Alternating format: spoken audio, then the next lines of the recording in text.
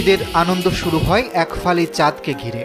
পুরো এক মাসের সংযম, আত্মশুদ্ধি আর ইবাদতের পর আকাশে শাওয়াল মাসের চাঁদ দেখার মধ্য দিয়ে আসে এই উৎসবের বার্তা। তাই ঈদ কবে হবে তা নিয়ে সবসময়ই থাকে বাড়তি কৌতূহল। জ্যোতির্বিজ্ঞানীদের গণনা আর সরাসরি চাঁদ দেখার ঘোষণা, দুইয়ের সমন্বয়েই ঠিক হয় সেই মাহেন্দ্রক্ষণ।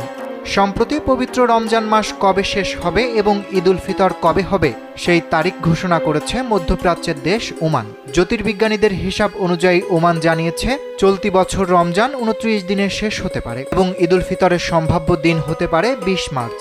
তবে চূড়ান্ত সিদ্ধান্ত আসবে চাঁদ দেখার সরকারি ঘোষণার পর। জ্যোতির্বিজ্ঞানের বরাত দিয়ে ওমানের স্থানীয় গণমাধ্যম জানিয়েছে 19 মার্চ শাওয়াল মাসের চাঁদ জন্ম নিতে পারে। সেক্ষেত্রে 20 মার্চ ইসলামী বর্ষপঞ্জির শাওয়াল মাসের প্রথম দিন শুরু হওয়ার সম্ভাবনা তৈরি হয়েছে। আর এর মাধ্যমে রমজানের সমাপ্তি ও ঈদ উল ফিতরের সূচনা হবে।